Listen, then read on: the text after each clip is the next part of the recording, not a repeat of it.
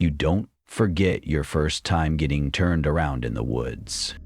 For me, it was back in '97, just a rookie then, stationed in the Bob Marshall Wilderness. 3 million acres of unbroken pine and rock, stretching between the Scapegoat and the Continental Divide. I'd lost the trail in a patch of fog and spent a freezing night under a spruce bough, too stubborn to radio in. It scared me straight. I learned the land after that. Learned to respect it. That's why this doesn't make any goddamn sense. I'm not a rookie anymore. 30 years on the job and I don't lose trails. I don't get spooked by branches cracking or wind howling through the trees. But something is wrong out here. It started last Monday. I was doing a solo backcountry patrol out near Big Salmon Creek. It was supposed to be routine. Check a few fire rings, log trail erosion, watch for early bear activity. I left the trailhead around 10 a.m. with my old pack, sidearm, GPS, and a few days worth of supplies. Everything was dry, bright, cool, no reason to worry. 3 hours in, I came across something I've never seen before. There, maybe 20 yards off the trail, stood a massive old larch tree. Gnarled and wide as a truck, easily 4 feet in diameter.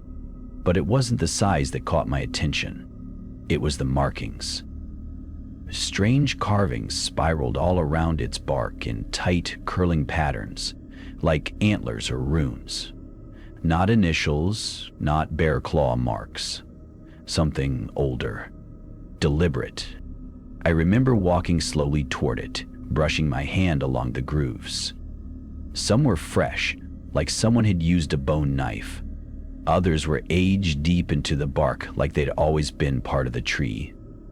At the base, in a hollow just above the roots, I found a small bundle wrapped in deer hide, like a charm or totem. Inside was a tuft of what looked like human hair, and a bent silver coin I couldn't identify. I took a photo, logged the coordinates, and marked it for later. Figured it was some old Blackfeeder's Salish ritual site. We stumble on those from time to time. Best practice is to respect and report, not touch. So I tucked the bundle back and stepped away. Then the trail disappeared. I turned to retrace my steps and couldn't find the trail. I should have been maybe 30 feet from it, but it wasn't there. No prints, no marker blazes, no nothing. Just pine, thick, silent pine. I walked in the direction I thought I came from. Nothing. Eventually, I circled back to the larch tree. Same damn tree. That was the first time I noticed the compass. It wasn't spinning wildly. That would have been easier to explain, like magnetic interference. No, this was worse. It was slow, subtle. The needle would hesitate, wobble, point vaguely north, then twitch ever so slightly left. A soft kind of lie, like the forest didn't want me to notice it was misleading me. After another hour, I started marking trees with orange ribbon. Basic backcountry protocol. Leave a trail in case you need to backtrack. I tied strips every 20 yards, walked in a straight line west using the sun, and ended up back at the same damn larch tree. This time there were more carvings. New ones. My name. Scrawled in tight spirals, curling up the bark like ivy. Steven. My full name, not just Steve, which everyone calls me. Not Ranger. Steven, in all capital letters. Clean and deliberate. No knife, no time, no tracks, just there. Right there. Backed away. Radioed in. Ranger 12 to dispatch, copy. Only static. No squawk. I tried again, repositioned, changed frequencies. Nothing. The Bob Marshall doesn't always play nice with comms, but I know where the dead zones are. I wasn't in one. And then, I swear, on everything, I heard it. Steven. My name, carried faint on the wind, like someone calling from behind the trees. It wasn't panicked, wasn't a shout, just a soft, knowing whisper, like it already knew I'd hear it, like it was already here. I spun around, heart thudding, drew my sidearm. I know better than to fire at nothing, so I stood still and listened. No wind. No birds. Not even a squirrel. Just breathless quiet. The kind of silence that presses in around you, makes your ears ring. I set up camp that night a few hundred yards from the larch. I made sure it wasn't in view, but I could still feel it. I built a small fire, skipped dinner, kept a pistol nearby. The GPS refused to sync with any satellites. The compass wouldn't hold steady. My map may as well have been blank. Around midnight, I saw something move. Not a shape, just a darker dark among the trees. Tall, still, and watching. And when I looked again, it was gone. That was 2 days ago. I haven't left. I keep trying different paths, different directions. They all lead back to the same place, to the tree, to the carvings, to the whispering voice that now calls not just my name, but what I've done. Things no one else knows, and the worst part? The sun doesn't feel right anymore. It hangs in the same spot no matter how long I walk, like time itself is unraveling around me. I don't think I'm lost anymore. I think I've been taken. I didn't sleep much that night. Every time I closed my eyes, I'd jolt awake to the sound of snapping branches.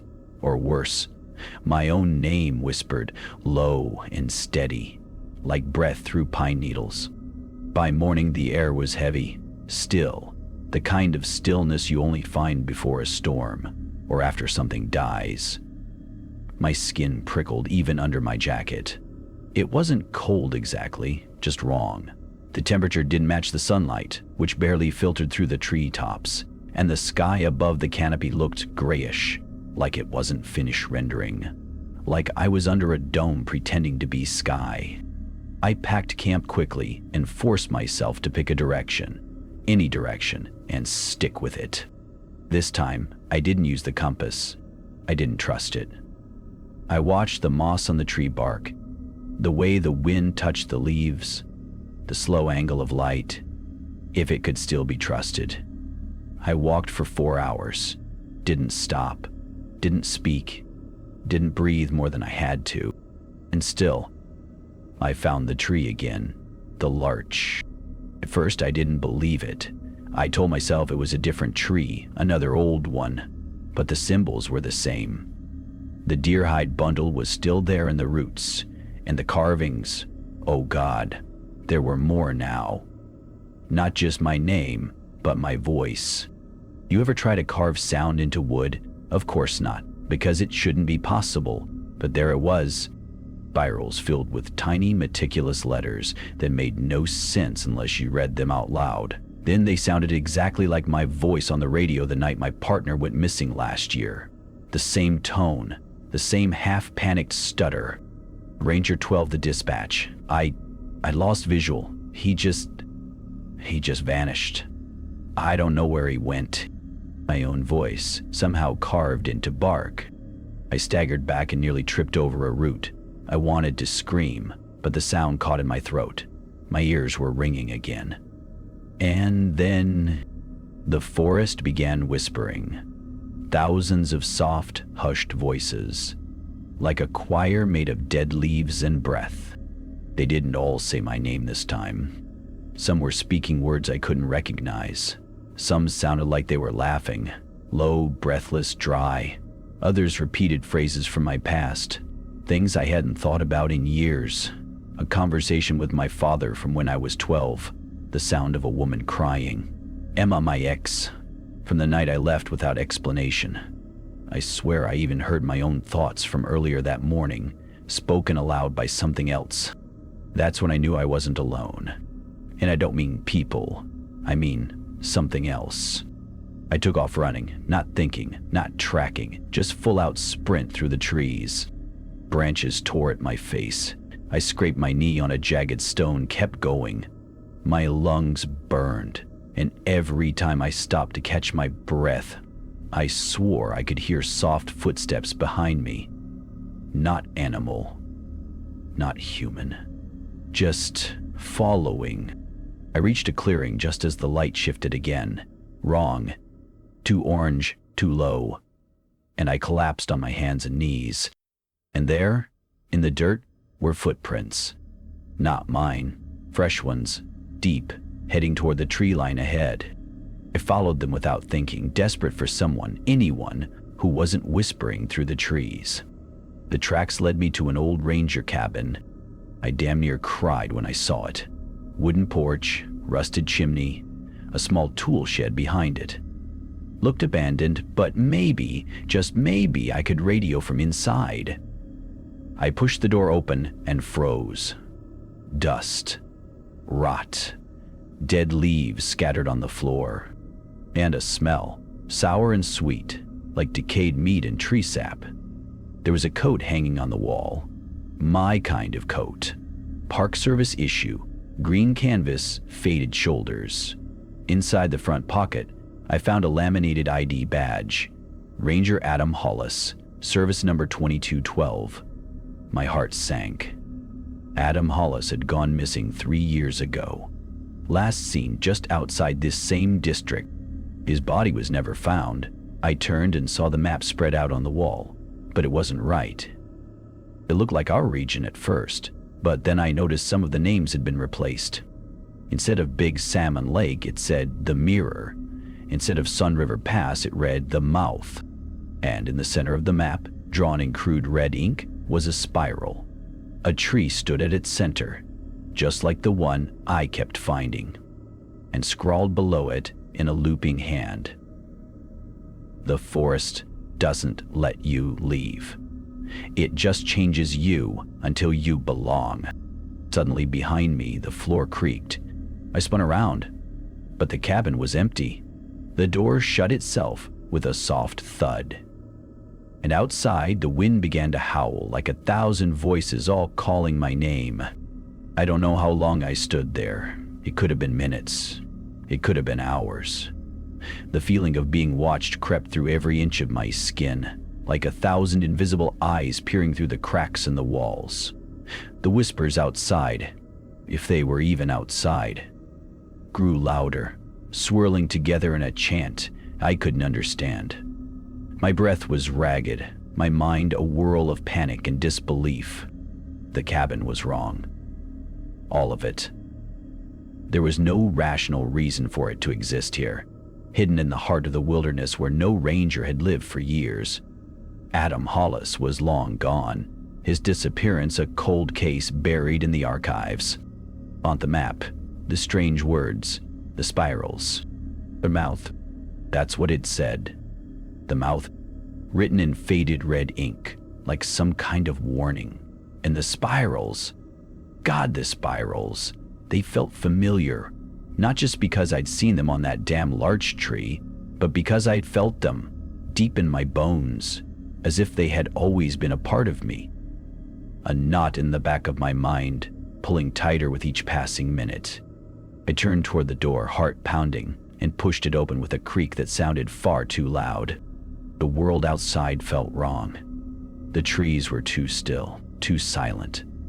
The way the light hit them, it was like everything had been paused. The air felt thick, heavy, with something ancient. The wind, when it did blow, carried with it the taste of decay. I stepped out onto the porch, cautiously scanning the surroundings. It was too quiet. The tracks from before, the ones that weren't mine, still led toward the tree line. I had to follow them. I could not. Something inside me knew I had to. The forest was silent, but I could still hear those voices, soft and unceasing. The ones that whispered my name, the ones that mocked me. They weren't just words. They were fragments of memories, echoes of things I didn't even know I remembered. The trail was winding, and soon I lost sight of the cabin behind me, swallowed up by the trees. Every step felt like it took me deeper into something that wasn't quite right. I moved quickly, not wanting to linger too long in the unsettled silence. The trees around me felt wrong, like they were leaning in closer, stretching their limbs toward me. The tracks led me to a ravine, steep and deep, the kind of place you'd think twice about crossing. I knelt down, looking for any sign of the trail beyond. And then, just as I started to turn back, I saw it. A figure standing at the edge of the ravine. Tall, shadowed, like something that shouldn't be standing there at all. A figure with a face I couldn't see, but I could feel it staring at me. My breath caught in my throat. "Hello?" My voice cracked, weak and unsure, but it echoed across the gorge. The figure didn't move. The voices in the trees were gone. Something stepped out from behind the figure, joining it at the edge of the ravine. Two figures. Not human. Not anything I could place. I felt a chill crawl up my spine. Not from the cold, but from the sense that they weren't just standing there. They were waiting, watching, waiting for something I couldn't comprehend. I started to back away, my hand going to my sidearm, but then the figure spoke. "Ranger." The voice was dry, like dead leaves rustling, but it was unmistakable. It was my voice. I froze. I didn't dare move. My legs felt rooted to the ground, my pulse racing. I stared at them, my thoughts a blur of terror and disbelief. The second figure stepped forward, moving in unnatural, jerking motions. It was too tall, too thin. Not right. It was me, but not me. This figure wore my uniform, my jacket, my boots, but it was gaunt, hollow-eyed, a skin stretched too tight across the bones. Its face was a mask, an echo of my own features twisted into something unnatural, like it had been drawn from a memory and then broken into pieces. I stumbled backward, my mind racing. My heart thudded against my ribs. What are you?" My voice cracked again, barely a whisper. The first figure moved closer. "The forest knows," it said in that same dry voice. "It remembers, and it calls." I tried to speak again, to ask questions, but my words failed me. I felt something stirring inside me, something ancient. The air felt older now, heavier. I felt my legs go weak. The second figure, the twisted version of myself, raised a hand, its fingers long and misshapen. It was almost as if it was reaching for me, its hollow eyes never leaving mine. In a final act of desperation, I ran. I didn't care if the figures followed. I didn't care if they were even real. I had to get away. I bolted through the trees, moving blindly, not watching my steps, just pushing forward. The sound of my breath came in gasps, and behind me, I could still hear it. My voice, soft and insistent, echoing through the pines. "Ranger, the forest knows. You can't leave." And then a new sound. It came from below. A low growl, a rumble in the earth, and with it came the unmistakable sound of a large, heavy body pushing through the underbrush. I stopped dead in my tracks. My heart slammed against my chest. I couldn't move. And from the darkness of the trees emerged something that made every muscle in my body lock with terror. It wasn't human. It wasn't even animal. It was a thing of the forest. A thing made of twisted branches, gnarled roots, and the hollow eyes of the trees themselves. It lumbered toward me with an unnatural slowness, its body a grotesque mass of bark and decay, like the embodiment of the wood's hunger. I tried to back away, but my feet wouldn't move. I couldn't breathe. The voice whispered again, right next to my ear, as the creature's terrible form loomed above me. "You've been here before. You're not leaving now." I don't know how long I stood there, paralyzed by fear, but it felt like an eternity. The forest, the creatures, the whispers. Everything seemed to close in around me, tightening like a vice. My legs, despite my mind's screaming protest, refused to move. My heart thudded against my ribs like a drum, each beat reminding me of how close the creature was. The thing, the forest, towered over me, It's shape-shifting and pulsing with unnatural life. It didn't move with the fluid grace of an animal, but more like a nightmare that had learned to walk. Its limbs, if you could call them that, were tangled masses of root and vine, limbs too long, too gnarled, a twisted amalgamation of bark and shadow. It didn't have a face. At least not one I could comprehend. What looked like eyes were nothing but hollow, pitch-slack holes. Its mouth was an empty cavity, a gaping wound in the trunk of its body, wide and cruel. And it was staring at me, or rather, feeling me. I could feel it, probing, reaching inside me, tugging at thoughts and memories I couldn't remember ever having. The whispers, they grew louder, now speaking in a language older than any human tongue. The ground beneath my feet shuddered, like something deep below the earth was waking up. "You're too late." The voice came from everywhere and nowhere. "The forest never forgets." I tried to take a step back, but my legs buckled beneath me. My breathing came in frantic gasps, too fast. The smell of damp earth, of decay, filled the air, suffocating me. The thing reached down with a root-like limb, brushing across the ground like a spider's leg. Its fingers were sharp, jagged with thorns that looked as though they had grown through centuries of darkness. A cry escaped my lips, the sound foreign to me, more animal than human. I had no idea if it was my voice or if the creature had pulled it out of me. The creature in front of me tilted its head almost curiously, and in that moment, I realized the trees around us had shifted. They weren't still anymore. They were moving, twisting, watching. The wind kicked up again, and the whispers in the trees didn't just call my name anymore. They were everywhere. Hundreds of voices, calling to me, taunting me, pleading for me to remember. But remember what? My hand shook as I reached for my sidearm.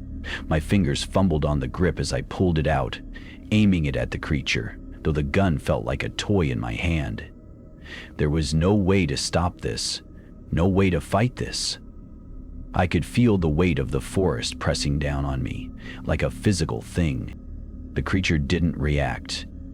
Instead, it let out a sound, something like a groan, or maybe it was laughter, a low rumble, like the earth itself was mocking me. "It doesn't matter," it hissed, voice thick with an ancient hunger. "The forest has already chosen." I raised the gun, but my hand was trembling so violently that it was impossible to aim straight. I pulled the trigger, the shot loud in the stillness, but the bullet barely made it halfway before it slowed down, as if the very air had thickened. The bullet dropped to the ground with a soft plunk, and the creature moved toward me with an unnatural speed, its body slithering across the ground like a snake. Before I could react, it was upon me, its root fingers wrapped around my wrist, holding me still, and I could feel its strength. Unnatural strength, coursing through it, burning through my skin like wildfire. My breath came in short gasps as I tried to pull away, but it only tightened its grip. "Don't you see?" it crooned, the voice now a sickening lullaby. "This is the only way. The forest will always take those who wander too far." My vision blurred and I felt dizzy. It was as though the ground beneath me had become liquid, the trees around me shifting in impossible directions. Up was down, left was right. The air around me was heavy with the scent of decay and the choking feeling of hopelessness. Then without warning, the ground gave way beneath me. I fell into darkness. I didn't know how far. I didn't know how long. But as I plummeted, I realized there was no sound, no voice, no wind. And then, silence. I landed hard on something soft, and when I opened my eyes, I was no longer in the woods. I was in a clearing, but not the one I had come from. This place was different, too still, too perfect, like a memory of a place that had never existed. The trees here were still, their trunks smooth and slick. The ground beneath me was soft, but not right. Something was wrong. I pushed myself up, my head spinning, but when I tried to stand, the ground seemed to rise to meet me, like the earth itself was pulling me into it. I stumbled forward, trying to make sense of where I was, and that's when I saw it. The tree, the ancient larch, the one I had seen before, carved with symbols. It was the same tree, the same markings, but now it had a new one, a symbol I recognized. It was my name, carved deep into the bark, but this time it wasn't just my name. It was the same name, but twisted, spelled out differently, and beneath it, in crude, jagged letters, was the word home. I backed away, my legs shaking. The whispers, the voices, they started again, echoing through the clearing, growing louder. The figure from before appeared once more, standing beneath the tree, its hollow eyes fixed on me. "You belong to the forest now," it said, voice soft and final. "And it will keep you forever." I turned and ran, no thoughts, just the frantic pounding of my heart as the whispers behind me grew louder and louder. But no matter how fast I ran, the forest kept stretching out before me, endless, twisting, like an old wound that refused to heal. And all I could hear was the sound of those hollow voices, now joined by one more, my own. I ran, blindly, desperately, until my legs burned, my lungs ached, and the very air itself seemed to push back against me. But still I ran. The whispers surrounded me, curling through the trees, slipping beneath my skin. They were in my ears, in my thoughts, in the pit of my stomach. I could feel them gnawing at me, urging me forward. But where was I going? Every time I thought I saw a path, it twisted away into darkness. The trees, their limbs gnarled and reaching, seemed to close in tighter, the shadows growing thicker. Time had no meaning anymore. It felt like hours, days, maybe even weeks had passed since I first set foot in this cursed part of the forest. Yet the sun never moved. The light, if you could call it that, remained in a perpetual twilight, dim and sickly, as if the very sky had been sucked dry of life. My heartbeat echoed in my ears as I stumbled over roots, tripped over uneven ground, and fought to stay on my feet. My boots were soaked through with the wet soil, my clothes heavy with sweat and grime. The air was thick with the smell of decay and rot. Then the ground shifted again. One moment, I was running, my breath ragged, and the next, I was falling. Not a stumble, not a trip. No, this was different. The earth itself seemed to open beneath me, swallowing me whole. I hit the ground hard, my body slamming against the wet soil, my hands scraping against jagged rocks. I lay there for a moment, disoriented, my head spinning.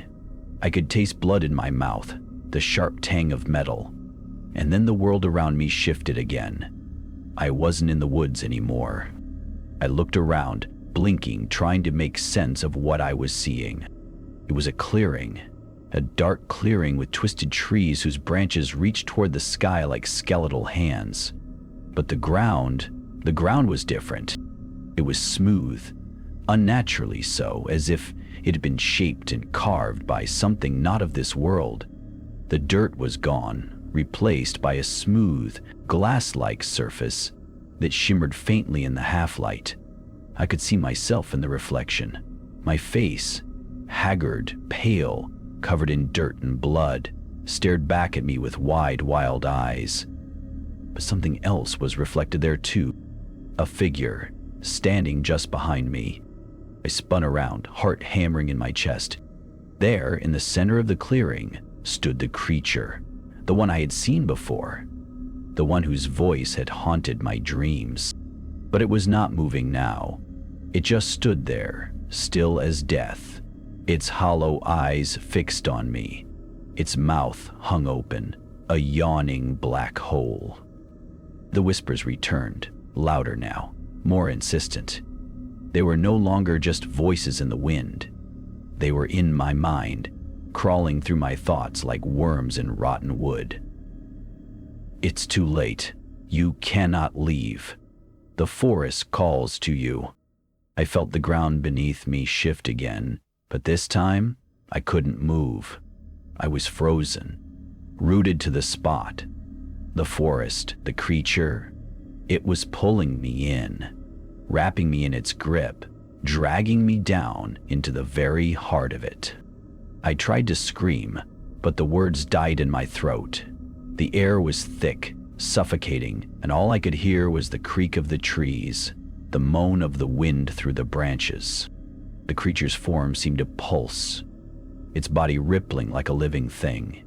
And then, just as quickly as it had appeared, it was gone. But the forest was still there.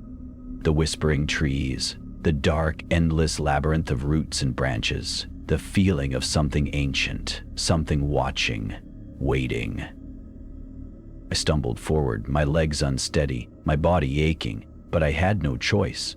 I had to keep moving, had to find a way out. But the path, it never seemed to end. The trees, the forest, seemed to grow taller, thicker, more oppressive with each step I took. The whispers were louder now, more frantic, like they were urging me towards something that was waiting. I didn't know how long I'd been walking. Time was lost to me. The sun never moved. The shadows never shifted. It was as if the world itself had been frozen in place, caught in the grip of something far older and more powerful than I could understand. Then, just as I thought I might collapse from exhaustion, I saw it. A light. A flicker, distant and soft, but it was real. I could feel it. I pushed forward, my pace quickening despite the pain. I had to reach it. Maybe, just maybe, there was something at the end of this nightmare that would give me answers. Or maybe it was the thing that had been waiting for me all along. I didn't care. I was too far gone. The whispers, the voices, they had already claimed me. The light grew brighter as I neared it. It wasn't the sun. No, it was something else. Something unnatural. It pulsed, glowing with an eerie blue light that seemed to ripple through the air, like waves on the surface of a pond. I reached out, fingers trembling, and touched the light. The world exploded. I was torn from the ground, ripped through the air like a leaf in a storm, tossed and twisted. I screamed, but there was no sound. There was only the pulsing light, growing larger, louder, consuming me. And then, darkness. I woke up, but I wasn't in the woods anymore. I wasn't anywhere. I stood at the edge of the clearing, the trees surrounding me, their gnarled branches reaching down toward me like the fingers of the dead. But now, there was no sound, no whispers, no creatures watching, no forest. There was nothing. The clearing stretched out before me, endless, silent, and empty. I was alone. I took a step forward, but something in the back of my mind told me I shouldn't. Something was wrong. This place wasn't what it seemed, and that was when I saw it again. The ancient tree, the one with the symbols carved into its bark. And beneath those symbols, one word stood out, glowing faintly in the dim light. Home. This time, I knew it was true. It was where I had always belonged, where I would always be. The word carved into the ancient tree, the one I had never seen before, the one that pulled at my very soul, still lingered in my mind. Home. My feet moved on their own, carried by something older than myself. The clearing was silent now, save for the occasional rustle of the trees, as if they were waiting for something, or perhaps for me. I stood there, staring at the tree, a knot in my stomach growing tighter with each passing second. The air felt thicker now, more suffocating, and I realized with a jolt that the whispers, those maddening whispers, had stopped. But it was worse, far worse. The silence that surrounded me wasn't peaceful, it was expectant. I took a shaky step forward, My boots sunk into the soft earth, the ground feeling unnaturally warm beneath me, as though it were alive. I could hear my heartbeat pounding in my chest. The trees stood like sentinels, their dark branches arching high above, casting long, twisted shadows on the ground. And then I saw it. The figure. Not the creature I had seen before. No. This was different. It was a silhouette, standing in the center of the clearing, back turned toward me, its form almost blending into the darkness itself. It was tall, unnaturally so, and its movements were slow, deliberate. I couldn't see its face, but I could feel its gaze. It turned its head, and I froze. I knew this thing. The figure stepped forward, its long limbs swaying unnaturally. There was something about the way it moved. Something wrong. It was as though it were not fully of this world, like a shadow that had taken form. "You've been here before," it whispered in a voice that was both alien and familiar all at once. I tried to speak, but the words wouldn't come. My throat was dry, tight with fear. "It calls to you," the figure continued, its voice like a rustling wind through dead leaves. "The forest calls. It always has. The forest calls it now, Jake. The forest calls me." I took a step back, heart pounding in my chest. "You've wandered these woods," it said, its voice now rising to a low, unsettling hum. "But you never left. The forest. It owns you now." I shook my head, my breath coming in ragged gasps. No, I've been lost. I've been trying to get out." The figure's head tilted as though considering my words. "You think you can leave?" The figure's smile, if you could call it that, was barely a sliver of shadow in the dark. "There is no leaving. Not now. Not after you've been marked." I tried to run, but my legs were heavy, my body refusing to obey. The ground beneath me seemed to shift, as if the very earth itself had turned against me. My limbs felt like they were trapped in some invisible grip, as though the woods were holding me, unwilling to let go. "You're part of it now," the figure whispered, its voice seeping into my bones. "You've always been part of it." The words slithered through my mind, writhing like worms in the dark corners of my thoughts. "Part of it." The phrase echoed, louder and louder, until it felt like the very forest was screaming it at me. My mind reeled. What did it mean? What was happening to me? The figure stepped closer, its movement slow and deliberate. I could see it more clearly now. Its body was stretched, long and twisted in ways that didn't seem possible. Its face was a blur, just a shifting mass of darkness, as if the very concept of a face had been stolen from it. And then it reached out. A single hand, impossibly long, reached toward me, its fingers blackened, gnarled, and cracked. They hovered just inches from my chest. I could feel the cold emanating from it, a chill so deep that it felt like it was freezing me from the inside out. "You belong to the forest," the figure murmured, its voice now a rasping whisper. "It has claimed you, as it claims all who wandered too deep. You can never leave." The last of my strength drained away. I sank to my knees, my hands pressed to the ground as if the earth were pulling me in. The whispers, the voices, they were everywhere now, swirling around me like a storm. And then I heard it. The pines, the trees, they spoke in one unified voice.